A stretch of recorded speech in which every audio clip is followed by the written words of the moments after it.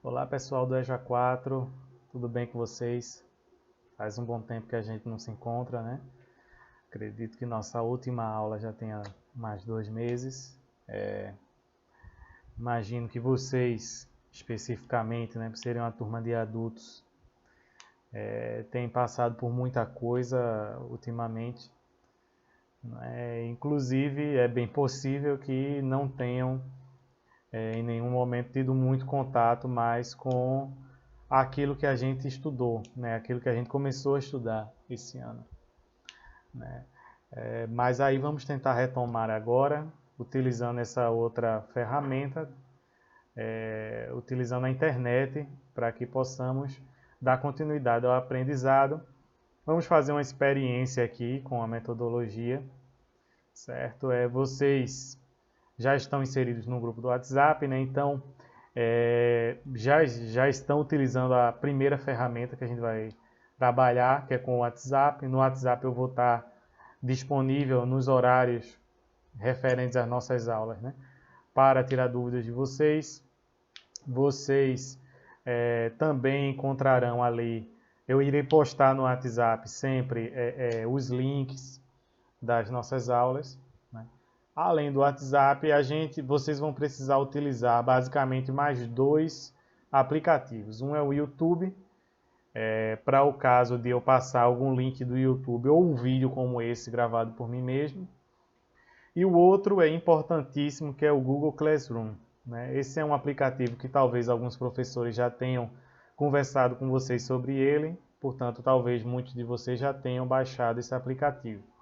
Né? Quem não baixou ainda, é muito simples baixar, né? No Google Play, no Play Store, ou quem usa aí iPhone no seu também Store do iPhone. Vocês também, caso não vão utilizar celular, caso vão acessar pelo computador, vocês podem acessar também pelo link. Eu postei aí um texto explicando como vocês vão fazer.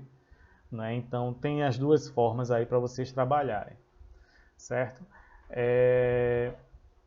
Vocês também precisam ter uma conta no Google, certo? Para estarem acessando essa nossa sala de aula online, que vai ser lá no Google Classroom, certo? Dentro dessa sala de aula online, você vai encontrar também textos, né, link para sites com texto de apoio, né, explicando o assunto da aula. Além disso, você vai encontrar também o link para a atividade. Essa atividade se caracteriza por ser um formulário online que você vai preencher ele online mesmo, certo? Não precisa preencher em caderno, folha, não. Você preenche online, responde e automaticamente as respostas são enviadas depois que você concluir concluir o formulário. Já está tudo ok, já está respondida a atividade, ok? Essa primeira aula é uma aula mais para a gente testar, não é essa metodologia, mais para a gente conhecer o processo, não é como se dá. Portanto, eu não vou passar nenhum assunto novo, vou relembrar um assunto que a gente já trabalhou em sala de aula. Não é? Esse assunto, lembrando, passei texto sobre esse assunto, ele está bem resumidinho, bem mastigadozinho, bem explicado aí no caderno de vocês. Né? Então, inclusive tinha bastante gente na aula. Né? Eu acredito que a maioria deve ter isso copiado no caderno. O assunto é a respeito da organização política do Brasil. Certo? Então vamos fazer essa pequena revisão. Além disso, eu vou deixar um link aí com um texto para vocês darem uma lida, certo? Bom, organização política o que é?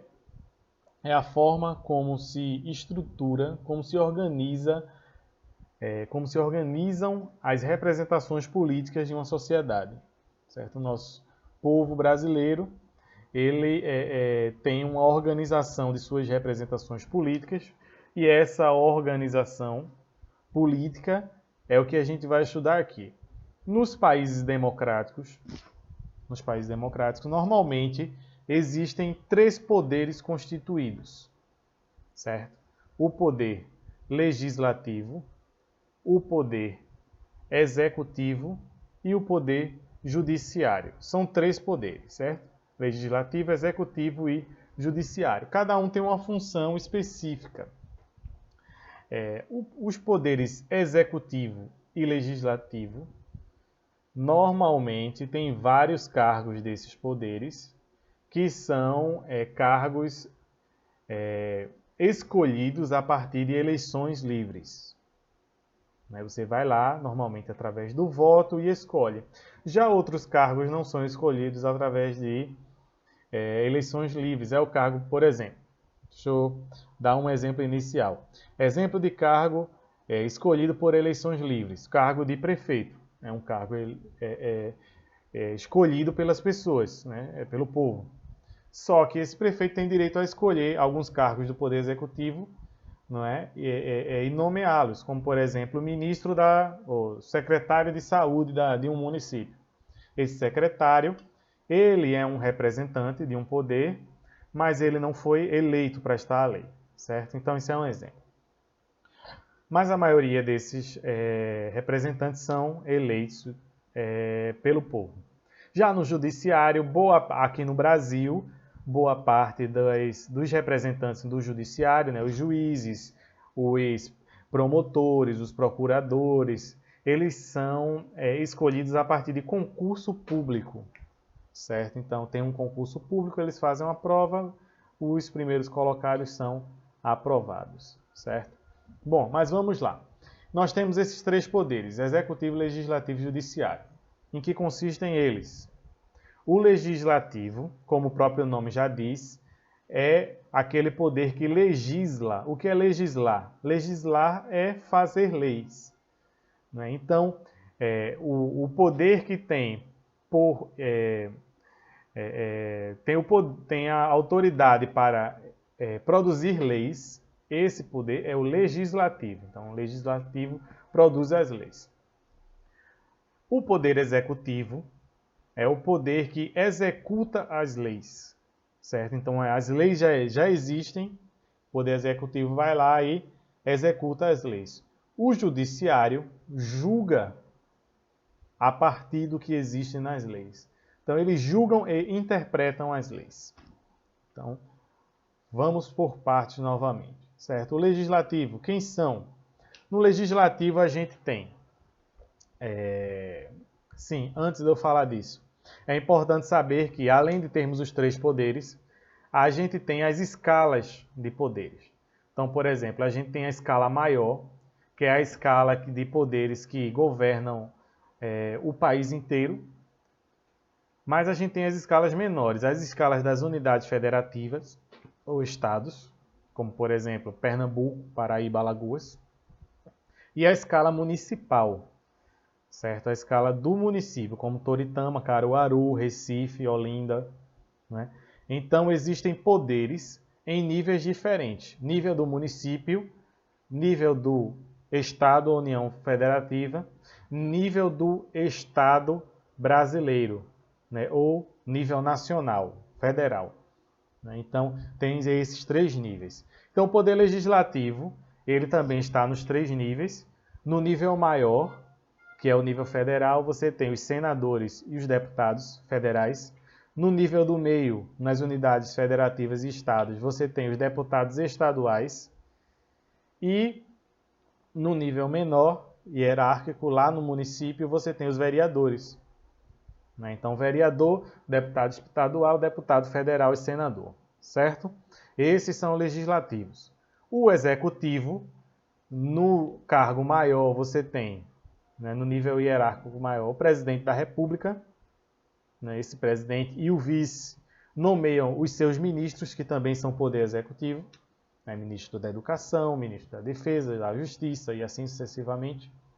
Numa escala hierárquica a mais abaixo, a gente tem aqueles do poder executivo dos estados ou unidades federativas, que são os governadores e vice-governadores, e que nomeiam os seus secretários, secretário de Saúde, de Educação, de Segurança Pública, que todos também são poder executivo, só que numa escala menor. Na escala mais abaixo, a gente tem o poder executivo municipal. Esse poder executivo municipal, ele é representado pelo prefeito, vice-prefeito e seus secretários, certo? Lembrando que estes do Poder Executivo, eles não fazem leis. Eles até podem fazer uma proposta de lei, mas proposta de lei até eu e você podemos fazer, certo? Agora, quem aprova uma lei, quem faz uma lei, é o Poder Legislativo. No seu município, quem aprova a lei são os vereadores. Desde calçar uma rua até construir um hospital, até definir para onde vão os recursos. Tudo isso é o Poder Legislativo que define a partir da lei, certo? O Poder Executivo, ele administra as coisas, certo? Mas eles não produzem leis. Já o Judiciário, eles interpretam e julgam. Como assim? Quem representa o Poder Judiciário são os juízes, também nos vários níveis hierárquicos, tem juízes estaduais e juízes federais, assim como os promotores. Os promotores normalmente têm a função de acusar, enquanto os juízes têm a função de julgar, certo? E eles julgam a partir da interpretação de uma lei. Então existe uma lei, eles fazem a leitura dessa lei e eles interpretam o que essa lei quer dizer e dão um entendimento.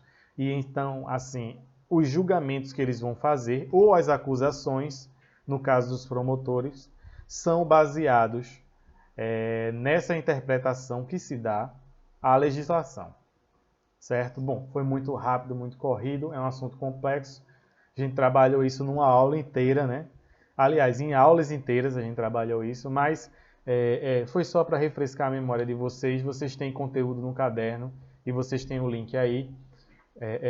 Leiam direitinho sobre esse assunto, leiam o que eu escrevi no caderno de preferência, certo? E depois respondam o formulário, que é a atividade da gente, certo? Então, obrigado, gente, e vamos nessa até a próxima aula. Obrigado, tchau.